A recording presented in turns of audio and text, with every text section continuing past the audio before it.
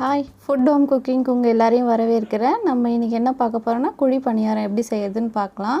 அதுக்கு நான் 3/4 கிலோ அளவுக்கு இட்லி மாவு எடுத்திருக்கேன்.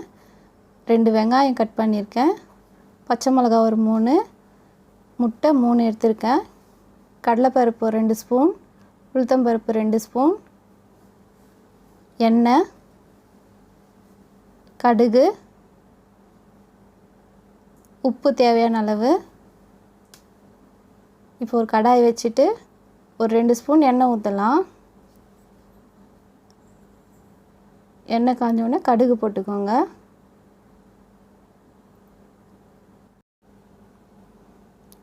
கடுகு நல்லா பொரிஞ்ச உடனே கடலைப்பருப்பு 2 ஸ்பூன் சேர்த்துக்கலாம்.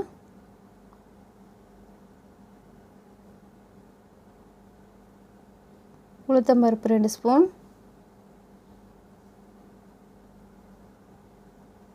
நல்லா கொஞ்சம் ப்ரௌனாக வரட்டும். ரொம்ப டேஸ்ட்டாக இருக்கும் இந்த குழி பணியாரம். நம்ம முட்டை ஆட் பண்ணதுனால ரொம்ப சாஃப்டாகவும் வரும், நல்லா டேஸ்ட்டாகவும் இருக்கும். முட்டை ஆட் பண்ணோம்னா குழந்தைங்களுக்கு கொடுக்கறதுக்கு ஈவினிங் ஸ்நாக்ஸ் ரொம்ப நல்லாயிருக்கும்.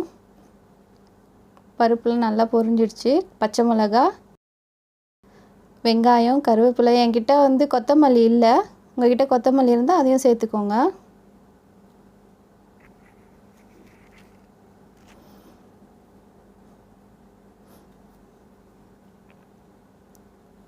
இதிலே உப்பு சேர்த்துக்கோங்க. வெங்காயம் நல்லா வதங்கட்டும். நான் ஏற்கனவே மாவில் உப்பு போட்டிருக்கேன். உங்களுக்கு உப்பு தகுந்த அளவுக்கு நீங்கள் போட்டுக்கோங்க. வெங்காயம் நல்லா வதக்கிக்கலாம்.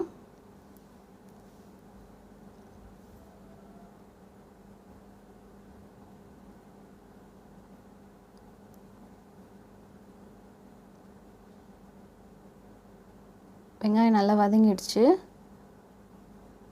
ரொம்ப டார்க்காக வதங்கணும்லாம் இல்லை, வெங்காயம் துவண்டா மாதிரி வதங்கினா போதும். இப்போ மாவில் எல்லாத்தையும் சேர்த்துடலாம். இந்த சமயத்தில் உங்கள்கிட்ட கொத்தமல்லி இருந்தால் கட் பண்ணி போட்டுக்கோங்க. நல்லா கலந்து விட்டுட்டு உங்களுக்கு உப்பு வேணும்னா இப்போ ஆட் பண்ணிக்கோங்க. ரொம்ப தண்ணியாக முதல்லையே தண்ணி ஊற்றி கலந்துடாதீங்க. நம்ம முட்டை உடச்சி ஊற்றும்போது இது கொஞ்சம் தண்ணியாக வரும். நீங்கள் முன்னவே தண்ணியாக வச்சிட்டிங்கன்னா முட்டை ஊற்றினோடனே ரொம்ப தண்ணியாகிடும். இந்த அளவுக்கு கட்டி பதத்தில் எடுத்துட்டிங்கன்னா நீங்கள் முட்டை கலந்திங்கன்னா கரெக்டான பதத்தில் வரும்.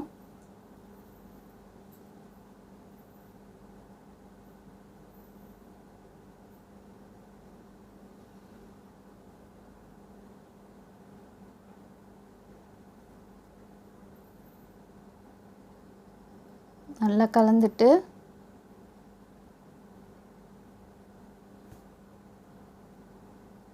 ரொம்ப டேஸ்ட்டாக இருக்கும் இந்த குழி பணியாரம்.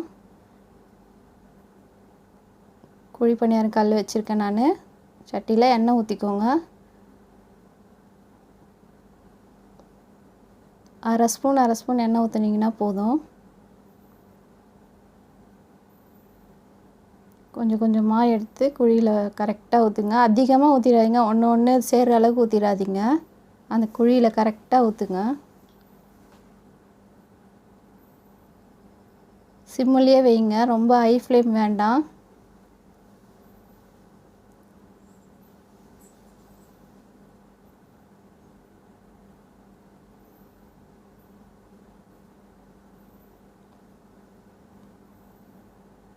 வெந்த உடனே ஒரு ஸ்பூன் வச்சு நீங்கள் திருப்பினாலே அழகாக டர்ன் ஆகிடும். பாருங்கள், இந்த மாதிரி திருப்புங்க. திருப்பி விட்டு எல்லாத்தையும் அதே மாதிரி திருப்பி விடலாம். ரொம்ப குயிக்காக செஞ்சிடலாம் இந்த குழி பணியாரம். ரொம்ப நேரம்லாம் எடுக்காது. நம்ம வீட்டில் இருக்க பொருளை வச்சு நம்ம செஞ்சிடலாம்.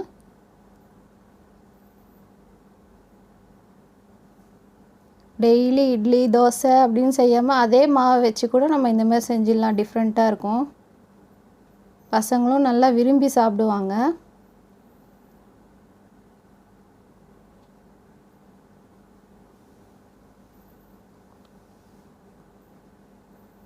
நம்ம முட்டை போட்டதுனால பாருங்கள், ஒட்டவே ஒட்டாது, க்ளீனாக வந்துடும் உங்களுக்கு.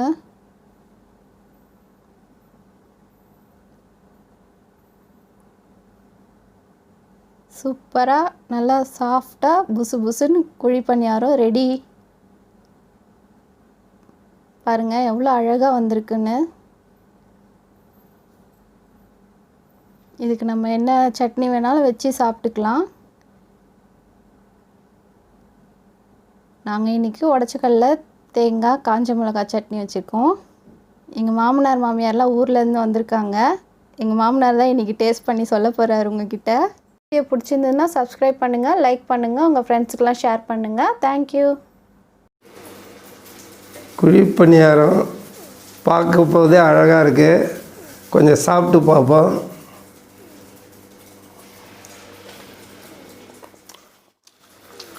நல்லா சுவையாக இருக்குது. தூளுக்கும் மிளகாத்தூள் பிடிக்கும். நல்லா அருமையாக இருக்குது, சுவையாக இருக்குது குழி பணியாரம்.